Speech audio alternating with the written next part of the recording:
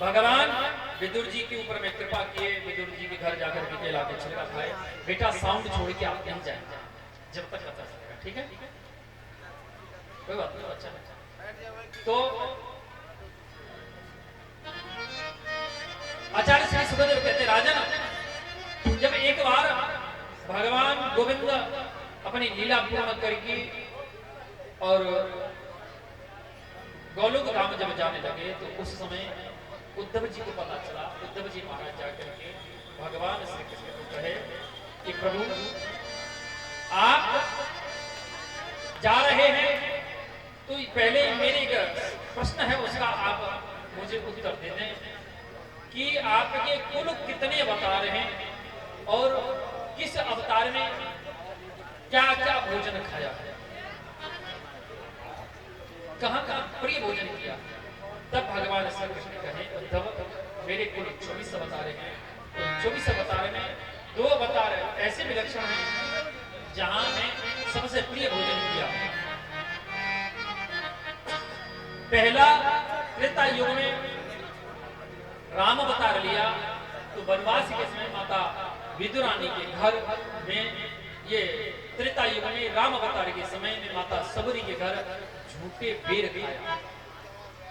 और द्वापर में विदुरानी के हाथ से कृष्ण अवतार में केला की छिलका खाया। यही मेरे सबसे प्रिय भोजन है। और उद्धव मैं गोलोक जा रहा हूं, अगर तुझे कहीं मेरा विदुर दिखाई दे जाए तो उसको मेरा समाचार दे देना। श्री ऐसा आचार्य सुखदेव कहते राजन, एक समय ऐसा आया बद्रीनाथ धाम में श्री विदुर जी का भेंट उद्धव जी से हुई, एक दूसरे से चर्चा किए और उद्धव जी कहे कि हे विदुर, अगर आप और कोई जानकारी लेना चाहते हैं, भगवान की और लीलाओं का गुणगान श्रवण करना चाहते हैं तो सरस्वती नदी के किनारे चले जाओ। वहां एक मैत्रेय नामक ऋषि रहते हैं, उनके पास गोविंद की लीलाओं का भंडार है।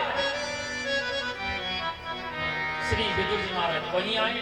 विदुर जी महाराज जब मैत्रेय मुनि से मिले तो विदुर जी हैं ज्ञानी नीतिज्ञ हैं, विदुर जी नीतिज्ञ हैं और मैत्रेय मुनि भक्तिमय है। दोनों महासागर हैं, वो राजनीति के सागर हैं, वो भक्ति के सागर हैं। दोनों में एक दूसरे में परस्पर कुशलक्षेम हुआ।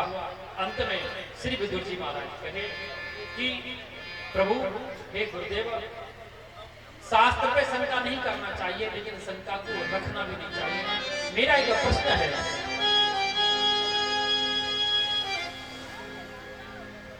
ये सारी सृष्टि को परमात्मा बनाता है लेकिन किसी को सुखी बनाता है, किसी को दुखी बनाता है। कोई सुखी होता है कोई दुखी होता है, ऐसा नहीं करता है क्योंकि परमात्मा के लिए सब संतान है, सब उसी की संतान है। देवता मनुष्य राक्षस सब उन्हीं की संतान है। तो भगवान के नेत्र में ऐसा भेदभाव क्यों है? किसी को सुखी बनाते हैं किसी को दुखी बनाते हैं। और भगवान अपने भक्तों को बचाते हैं, दुष्टों का संहार करते हैं। और मैंने देखा सुना है कि एक बार तो भगवान अपने भक्तों की रक्षा करने के लिए सूकर भी बन गए थे, वराह बन गए थे। आचार्य सुखदेव राजन इधर मैत्रेय मुनि कहने लगे, मैत्रेय मुनि बोले कि हे विदुर,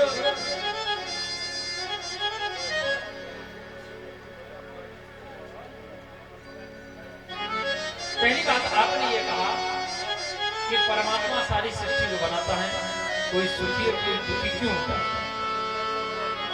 ऐसा नहीं, परमात्मा ना किसी को सुख देते हैं ना किसी को दुख देते हैं। क्यों? क्योंकि को न काओ सुख दुख कर दाता, निज कृति कर्म भोग सब भ्राता। परमात्मा किसी को सुख या दुख नहीं देते। मनुष्य अपने किए हुए कर्म के अनुसार ही सुख और दुख का अनुभव करता है, अपने कर्म के अनुसार। कैसे करता है? दो भाई है, ध्यान देना, दो सगे भैया। बड़ा भैया धर्म के रास्ते में चलने लगे तो थोड़ा सा गरीब था।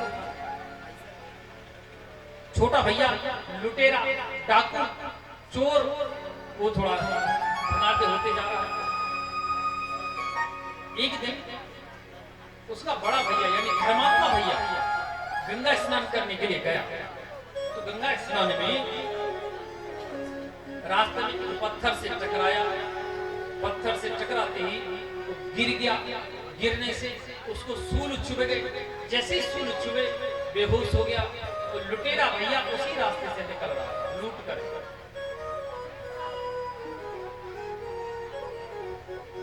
लुटेरा जब निकला तो उसने देखा कि कोई व्यक्ति पड़ा है। वो लूट करने के माध्यम से उसको उलट के देखा तो उसका अपना भाई पानी छीट करके उसको होश में लाया। अपने भैया को कहा कि बोले भैया क्या हो गया, आप कैसे गए? बोले लाला मैं निकल के जा रहा था, अंधेरे में पत्थर मुझे दिखाई नहीं दिया, इससे टकराया, गिर गया, सूल चुभ गया, मैं बेहोश हो गया। उसको दया आया, लुटेरे को चोर को दया आई तो पत्थर उठा करके एक तरफ फेंकना चाहा। जैसे पत्थर उठा के वो फेंका तो देखा कि उसके अंदर पत्थर के नीचे सोने चांदी हीरे जवाहरात से भरा हुआ घड़ा मटका रखा हुआ। अब तो वो भैया को दिया छोड़, मटका उठाया लगाया बगल में और दौड़ लगा दिया।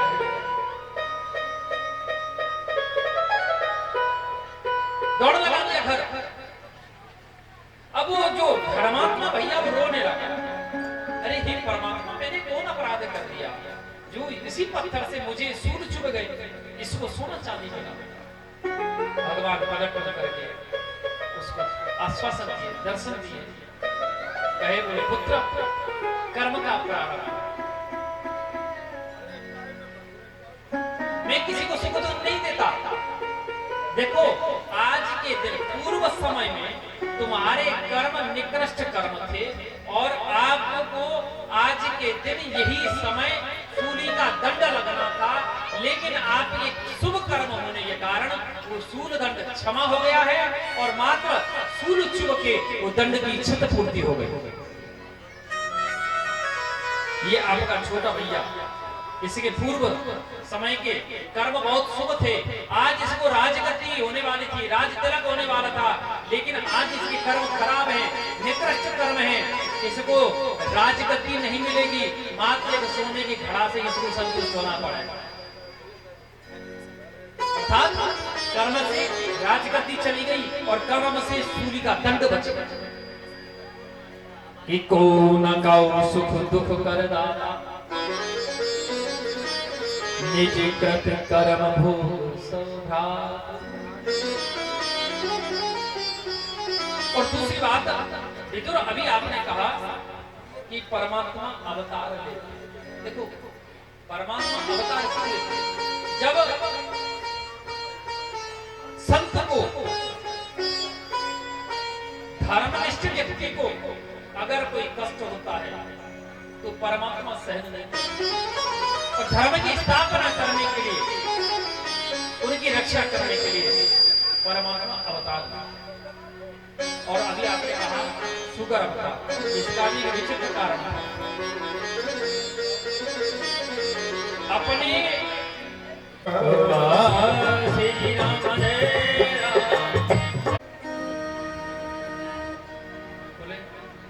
गोविंद को ध्यान भंग है और देखा वास्तव में उनके हाथ में छिलका लगा हुआ है। विदुर जी महाराज माखन मिश्री मिलाइए, भोग लगाए। प्रभु देखो ये भोग पाओ, आपको बहुत प्रिय है ना माखन मिश्री। देखो आप ये दही और पेड़ा खा के देखो, प्रभु आपको बहुत ज्यादा प्रिय है ना ये दही और पेड़ा, ये खाओ। भगवान कन्हैया हर चीज खाते चले गए, चखते चले गए, रसास्वादन करते चले गए हर वस्तु का।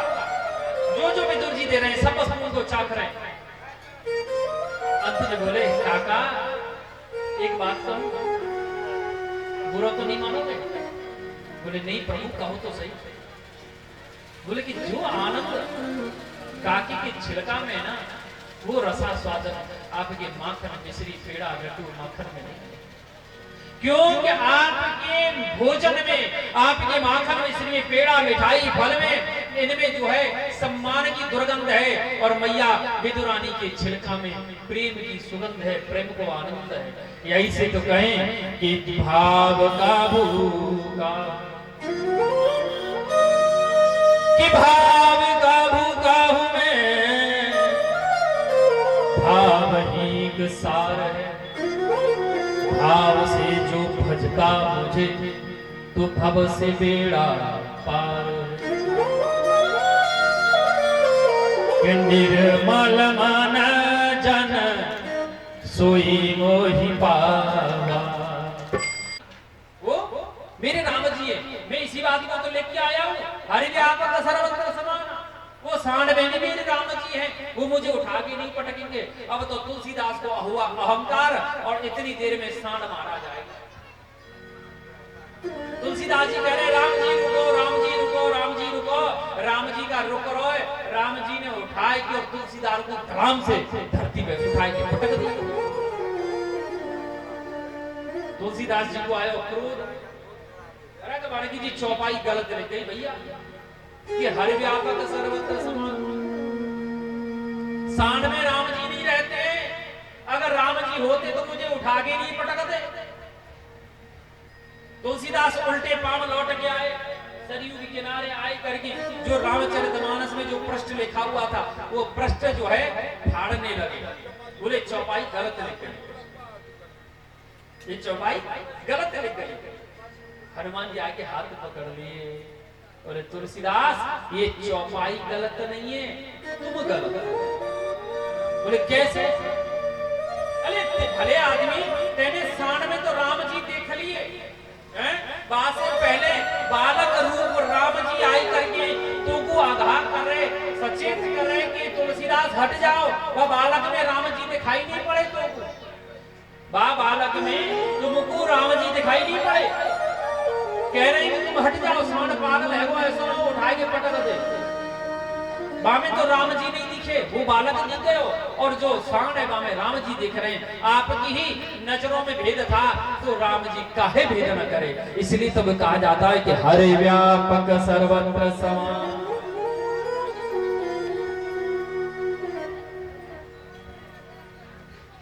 भगवान कहे कि जो मेरा हो जाए वही भागवत धर्म है, मेरे भक्त का नाम ही भागवत धर्म है। जब ये बात श्री सुखदेव जी कहे तो श्री सुखदेव जी की बात सुन करके परीक्षित जी बोले गुरुदेव ये बात मेरी समझ में नहीं आई कि भगवान का हो जाए तो भागवत धर्म है, लेकिन भगवान के भक्त का नाम भागवत धर्म कैसे हो सकता है?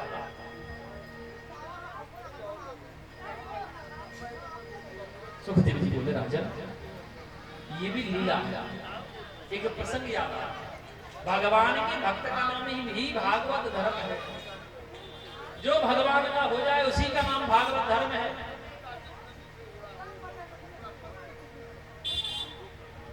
एक बार हस्तिनापुर में और महाराज धृतराष्ट्र निवास करते हैं। उनके छोटे भैया पांडु के पुत्र और महाराज धृतराष्ट्र के पुत्रों में आपसी मतभेद होने लगा, झगड़ा होने लगा।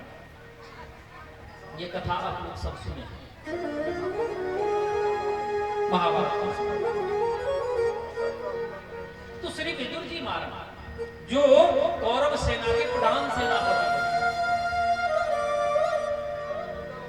वो राजा धृतराष्ट्र के पास जाकर समझाने लगे, हे महाराज मैं आपका भाई होने के नाते आपको नहीं समझा रहा, मैं महामंत्री होने के नाते भी आपको नहीं समझा रहा, मैं एक साधारण ग्रामीण नागरिक होने के नाते आपको समझा रहा हूं। हे महाराज दुर्योधन को रोको, पांडवों के साथ अन्याय न करे। राजन अन्याय की बेल लंबी नहीं होती, विनाश हो जाएगा। दुर्योधन को रोक दो। दुर्योधन को रोक दो। महाराज श्री विदुर जी महाराज धृतराष्ट्र को समझ आ रहा है। इतने बीच में दुर्योधन जी आगे टपक हे दासी पुत्र, आपको लज्जा नहीं आती? मेरे ही प्रति मेरे ही पिता को भड़का रहे हैं, हमारा ही नमक खाते हैं और हमारे साथ ही विपक्ष कर रहे हैं। जिस जिस थाली में खा रहे हैं उसी में छेद कर रहे हैं। भागो यहाँ से। अपमानित करके दुर्योधन ने विदुर जी को भगा घर से, महल से निकाल दिया। विदुर जी महाराज विदुरानी के पास आए। विदुरानी, अच्छा ये बताइए विदुरानी का नाम पता है क्या है असली? माता विदुरानी का असली नाम क्या है? आप सब भी जानते होंगे विदुरानी है? मैया विदुरानी का असली नाम है देवी सुलभा। मांडव्य ऋषि के श्राप के कारण श्री स्वयं धर्मराज ही यहां विदुर बन करके आए और श्री युधिष्ठिर जी महाराज धर्मराज का अंश बता। विदुर साक्षात धर्म है, क्योंकि विदुर धर्मराज थे। मंडप ऋषि को सूली पे चढ़ाया जा रहा था, 3 बार चढ़ाए, 3 बार सूली नहीं लगी, तो मंडप ऋषि और धर्मराज को जाकर के प्रश्न किए कि धर्मराज मेरे साथ ऐसा क्यों हुआ है, मैंने कौन पाप किया है? उन्होंने कहा कि आपने 5 वर्ष की आयु में एक भृंग कीट की गुदा में कांटा चुभोया था, इस कारण आपको ये सूली का दंड लगा। बोले शास्त्र कहता है कि 12 वर्ष तक कोई भी बच्चे का पाप मान्य नहीं होता, तो आपने मेरी 5 वर्ष की आयु में पाप कैसे मान्य कर दिया? जाइए मैं आपको श्राप देता हूं, आप मृत्युलोक में चले जाओ और मृत्युलोक में राजनीति को बहुत सुलझाने की चेष्टा करोगे, जितना सुलझाओगे उतना ही उलझ चली जाएगी। तो धर्मराज ही यहां विदुर बन करके आए। धर्मराज श्री विदुर जी महाराज माता सुलभा को कहे कि देवी मैं मंदिर को त्याग करके आ गया, चलो अब नगर के बाहर निवास करेंगे। माता विदुरानी कहने लगी, विदुर जी आप आज मंत्री पद त्याग करके आए हैं, दुर्योधन ने आपको आज भगा दिया है, कल द्वारिकाधीश भगवान श्री कृष्ण की शांति यात्रा आ रही है, वो शांति दूत बन के आ रहे हैं, उनकी शोभा यात्रा निकलेगी। आज कम से कम मंत्री होते तो हम दर्शन तो कर लेते, अब इतनी भीड़ में हम दर्शन कैसे करेंगे? बोले देवी उनके दर्शन हम नहीं कर पाएंगे तो कोई बात नहीं, वो तो हमें खोज देंगे। विदुर जी नगर के बाहर आए, आकर के एक सुंदर पर्णकुटी बनाई और निवास करने लगे।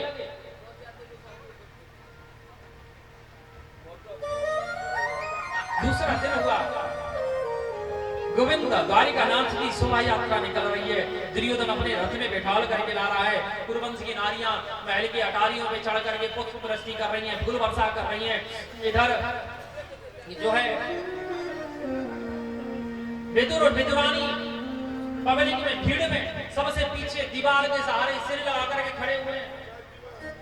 और दुर्योधन मन में विचार कर रहा है कि मैं इनका स्वागत कर रहा हूँ, कन्हैया का स्वागत कर रहा हूँ, और द्वारिकाधीश पता नहीं किसको खोज रहे हैं। और देखते देखते अनायास विदुर जी से नेत्र मिल गए और नेत्र मिलते ही एक दूसरे को प्रणाम किए, एक दूसरे को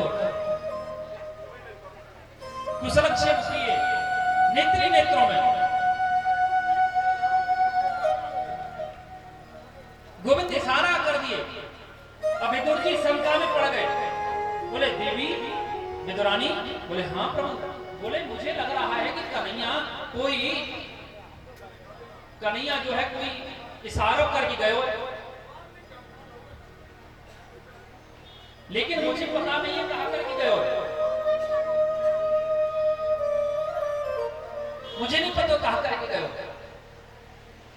ऐसा कर तू घर चल, या घर को गाय के गोबर से चौका लिपाई करियो और मैं आ रहा हूं और बाबू पता करूं कि पांडवन के भाग्य में का फैसला होए। ऐसा विचार करके श्री विदुर जी महाराज राजसभा में पब्लिक के बीच में जाके खड़े हैं गए। इधर मणिचढ़ सिंहासन के ऊपर द्वारकानाथ श्री गोविंद विराजमान है, सारी कौरव सभा बैठी हुई है। कन्हैया बोले दुर्योधन पांचों पांडव तुम्हारे भाई हैं? बोले हाँ मेरे अपने भाई, चचेरे भाई, चाचा के बेटा है। तो बोले इसलिए शास्त्र के अनुसार वो आधे राज्य के अधिकारी हो। लेकिन हे दुर्योधन, मैं तुझसे आधा राज्य नहीं मांगता, 1/4 में भी नहीं मांगता। मैं तुझसे मात्र उन 5 पांडवों के लिए 5 ग्राम मांगता हूँ। 5 गांव दे दो, मैं उन्हीं 5 गांवों से 5 पांडवों को संतुष्ट कर दूंगा। इतना सुनते ही दुर्योधन भड़क गया, क्रोध आवेश में आ गया कि सोच ग्रेव नेवदस्या बिना युद्धेन केशवा। अरे केशव, आप कहते हो 5 गांव दे दो, मैं तो सूच ग्रीव नेवदस्या, सूच माने सुई, जिसे माताएं सिलाई करती है कपड़ा, सुई की नोक के बराबर सूच ग्रीव नेवदस्या, ग्रीव माने अग्रभाग, उसके बराबर भी स्थान नहीं दूंगा। बिना युद्धेन केशव, बिना युद्ध के, पहले युद्ध करें, मुझे पराजय करें और राज्य ले लें। द्वारिकाधीश आवेश में, अरे दुष्ट दुर्योधन, तेरे अंदर तो यह भी सभ्यता नहीं है कि एक शांति दूत के साथ किस प्रकार से व्यवहार करना चाहिए। तो ये भी सभ्यता है, और तू युद्ध युद्ध युद्ध कर रहा है। युद्ध तुझे दिखाई दे रहा है, लेकिन युद्ध का परिणाम नहीं दिख रहा। परिणाम मुझे दिखाई दे रहा है। करोड़ों करोड़ बच्चे अनाथ हो जाएंगे, करोड़ों करोड़ स्त्री विधवा हो जाएंगी, रक्त की नदी बहने लगेगी, और ये 4 युग, सतयुग, त्रेता युग, द्वापर युग, कलयुग का सबसे प्रलयकारी युद्ध होगा।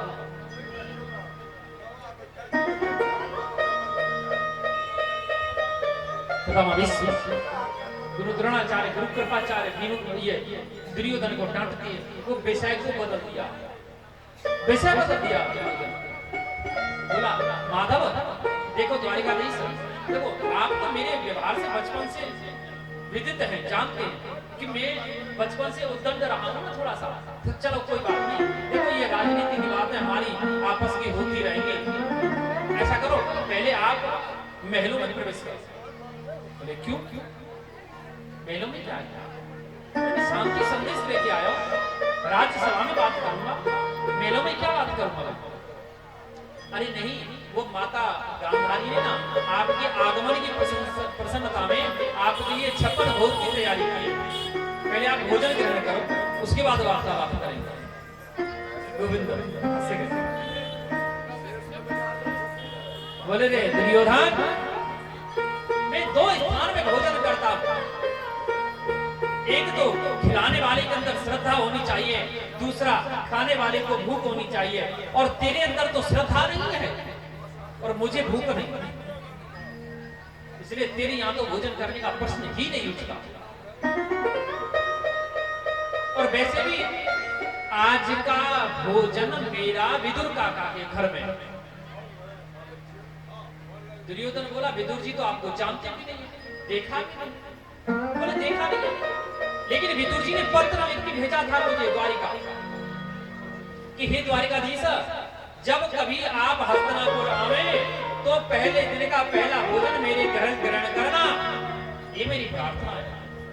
अब सभा में खड़े विदुर जी मारा, ध्यान देना, विदुर जी ने इशारा करके पूछा, छोरे कन्हैया, मैंने तो से कब कही कि तू मेरे घर भोजन करियो? कन्हैया नेत्र को इशारा मार दिए, मन ही मन बात कर रहे हैं। बोले काका चुप रहो, जो हम कह रहे हैं वही करेंगे, हम भोजन करेंगे तो आपके घर करेंगे, अन्यथा नहीं करेंगे। अब तो श्री विदुर जी महाराज घबरा गए, भयभीत रहे। अरे कि मेरे तो अपने खाने को नहीं है तो उसको क्या खिलाऊं? दौड़ लगा दी गोप बजरिया में, कहीं से माखन खरीद रहे हैं, कहीं से मिश्री खरीद रहे हैं, कहीं से लड्डू खरीद रहे हैं, कहीं से पेड़ा खरीद रहे हैं, कहीं से फल खरीद रहे हैं। अनेक अनेक वस्तु कन्हैया के भोजन के लिए थोड़ी थोड़ी वस्तु खरीद रहे हैं। और कन्हैया तो है ही छलिया, एक रूप में बैठा है सभा में, और दूसरे रूप में आएगा विदुरानी मैया के दरवाजे पे। विदुरानी मैया स्नान कर रही है, जब वही जाएंगे अंगुल्याम कपाट प्रहर, उंगली का प्रहार दरवाजा बजा दिया। अंदर से आवाज आई, भैया बोली कौन है रे बाहर? बोले मैया मैं हूं कन्हैया, चाची मैं कन्हैया हूं, कृष्ण हूं। मैया सुध बुध भूल गई।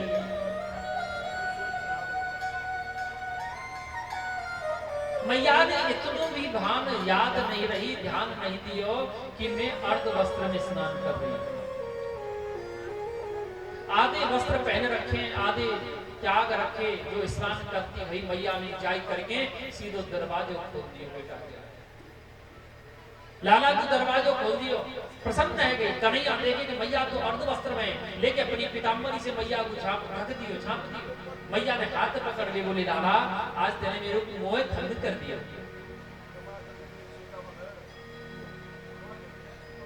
खींच के ले गई घर में। एक हाथ में कन्हैया को हाथ, दूसरे हाथ में पीड़ा। पीड़ा पीड़ा जिसको बोलते हैं, लेकिन हम ब्रजवासी आपको पट्टा बोले। हमने जब पूजा की लिस्ट आई, सरपंच साहब को लिस्ट भेजा, उसमें लिखा पट्टा 1। अब सरपंच साहब और सुजीत बाबू कंफ्यूजन में आके बोले महाराज जी पट्टा क्या होता है? मैंने जिसको आप लोग पीढ़ा बोले, बाबू हम पट्टा बोले। मैया ने पकड़ लिया पीड़ा, एक हाथ में, एक हाथ कन्हैया के हाथ में हाथ ले लियो, खींच के लेगी अंदर। बोले लाला बैठ बैठ बैठ। देखिए ना यहाँ चीटी, यहाँ मत बैठ, यहाँ जगह बैठ, दूसरी जगह ना, यहाँ भी चीटी है रही है, ऐसे कर तू अंदर बैठ। मैया ने ले जाएगी कुटिया के अंदर, एकदम अंत में जाएगी, उल्टो पीड़ा बिछा, उल्टो पीड़ा बिछा, और कन्हैया भाई बैठ है।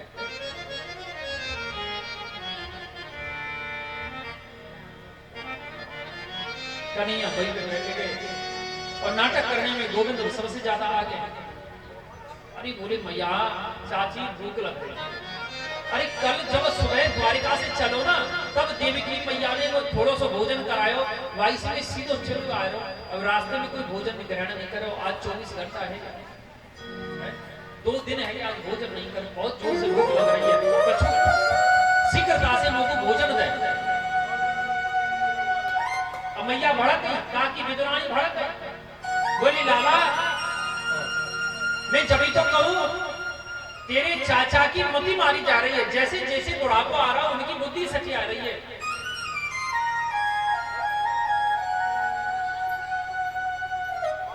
बुद्धि सटी आ रही है। अरे मैं पहले कह रही कि ऐसा ना हो कहीं छोरा मेरे घर आ जाए, कुछ भोजन व्यवस्था कर दो, लेकिन उनको तो पता ही नहीं चले राजनीति के चक्कर में। लाला तू ऐसा कर बैठ, मैं तेरी कोई व्यवस्था करूं। चाची काकी दौड़ करके और बाहर, घर के बाहर जंगल के किनारे में गई। देखो एक कुटिया की बगल में केला को बगीचा, वहां से कछु केला के फल तोड़ के लाई। 2 पत्ता जो है, एक कन्हैया के सामने रख दियो, एक अपने सामने बिछा लियो, और छिलका छील करके और कन्हैया को देती जा रही। छिलका रख दियो कन्हैया की पत्तल पे और फल डाल दियो अपनी पत्तल। कन्हैया छिलका उठा के खाना चालू कर दिए। एक खाए, 2 खाए, 3 खाए, इतनी देर में विदुर जी महाराज आ गए। अरे सुलभा, अरे विदुरानी देख शीघ्रता से करो, देख आज कन्हैया ने भरी सभा में तेरे स्वामी विदुर को बड़ो सम्मान करो है, और माने भरी सभा में कहिए कि अगर मैं भोजन करूंगो आज वो भोजन तो विदुर काका के घर करूंगो, अन्यथा नहीं करूंगा। भरी सभा में सम्मान बढ़ा दिया ने मेरो। और देख वो आवे वो भोजन करने के लिए, देख बाकी लाइन में क्या क्या मिष्ठान और क्या क्या फल, मिठाई, मेवा, माखन, मिश्री इत्यादि लेके आयो। विदुरानी बोली ऐसा करियो, वो जो मिठाई, माखन, मिश्री लाए हैं वो तुम खा लियो। बोले का है? बोले मेरे छोरा तो आए गए और माने केला से पेट भर लियो है, अब जब भूख लगेगी जब देखी जाएगी। जब विदुर जी भयभीत रह गए, विदुर जी ने जाके जैसे देखो कन्हैया तो हाथ में छिलका, आधो छिलका मुख में और आधो हाथ में लगे रहो, जाकर ये भगवान गोविंद के चरणों में गिर गए। विदुर जी महाराज लेट गए।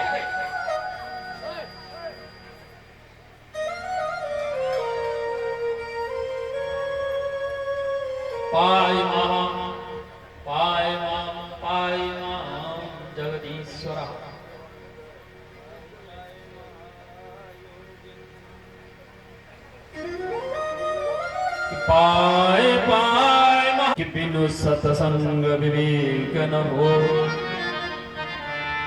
राम कृपा बिन सुलभ न सो। बिना संत की संगति के हमारा कल्याण नहीं हो सकता।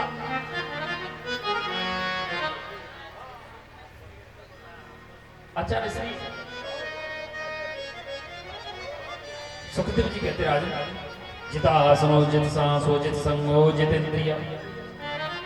पहले आसन को जीतो, फिर श्वास को जीतो, फिर संग को जीतो, फिर इंद्री को जीत लो, हमारा मन परमात्मा में लग गया।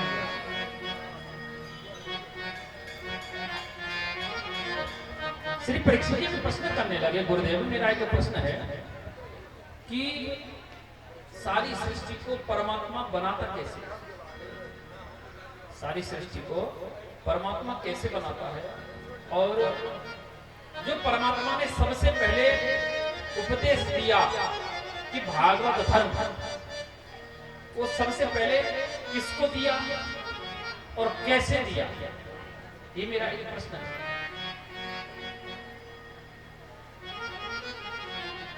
आचार्य श्री सुखदेव कहते राजन,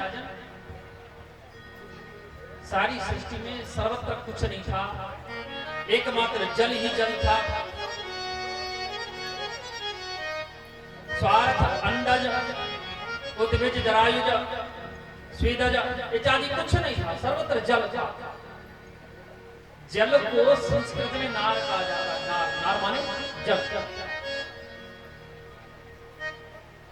तो उसमें कहते ना, वटस्य पत्रस्पदे शयानं बालं मुकुंदं मनसा स्मरामि। वट की पत्नी पर शयन करने वाले भगवान बाल मुकुंद अपने दाहिनी चरण कमल के अंगूठा को अपने मुखारविंद मुख में लिए हुए, तो उनके मन में उत्कंठा उत्पन्न हुई कि उनमें नार में एक अयन बना। नार माने जल, जल में एक अयन बनाया। अयन माने मकान, मकान बनाया। काहे का? शीश का, शीश सैया बना। नार में अयन बना करके उस पर शयन किए, इसलिए उनका नाम पड़ा नारायण। बोली श्री नारायण भगवान की। नारायण भगवान। अब उनके मन में आया कि मैं अकेला हूं, अगर अकेले से दो हो जाता तो कितना अच्छा लगता। तो उन्होंने एक, जैसी उनकी इच्छा प्रकट हुई तो उनके नाभि कमल से तंतु निकला, उसके ऊपर एक कमल पुष्प खिला, उस पर एक वृद्ध पुरुष प्रकट हुआ, बूढ़ा आदमी। वो दसों दिशाओं में एक साथ देखने की इच्छा प्रकट हुई, उसको 4 मुख बन गए, इसलिए उसका नाम पड़ा चतुर्मुखी ब्रह्मा। बोलिए श्री ब्रह्मा जी महाराज की। आज ब्रह्मा जी को कुछ दिखाई नहीं दिया, वो कमल तंतु में प्रवेश किए। आज अंत मध्य पता ही नहीं चला, 10,000 वर्ष तक घूमते रहे लेकिन पता नहीं चला। उनको 2 शब्द श्रवण पड़े, 2 शब्द सुनाई आए, ता और प, यानी तप करो। 11,000 वर्ष तक ब्रह्मा तपस्या किए, तब उनको ब्रह्म जी नारायण भगवान का दर्शन हुआ।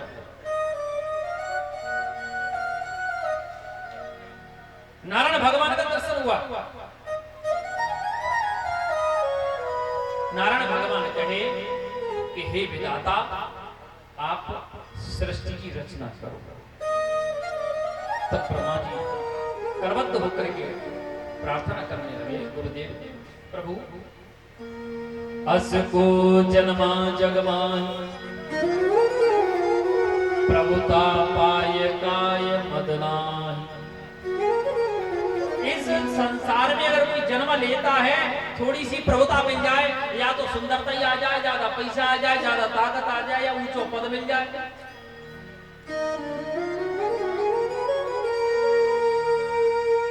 तो मनुष्य बिगड़ जाता है, अहंकार हो जाता है। तो इसलिए आप अपनी सत्ता और मेरी महत्ता का बखान करो।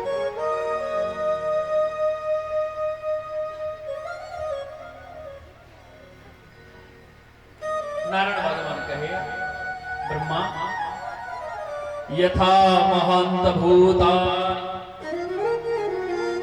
भूतेषु चावचेष्वनु प्रवेष्टान्य प्रवेष्टानि तथा तेषु न साव्यम्। बोले ब्रह्मा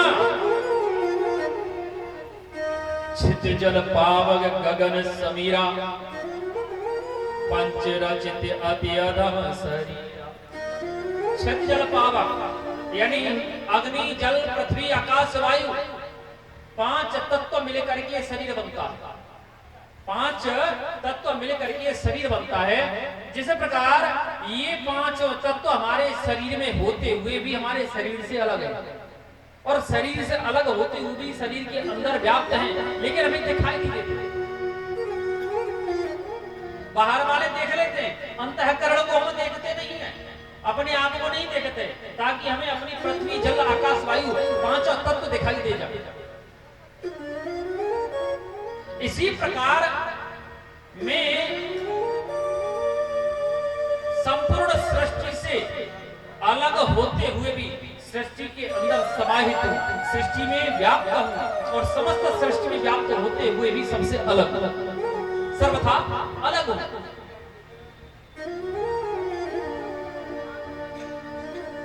अर्थात तुलसीदास जी महाराज रामचरितमानस में लिखे इस बात कि हरि व्यापक सर्वत्र समान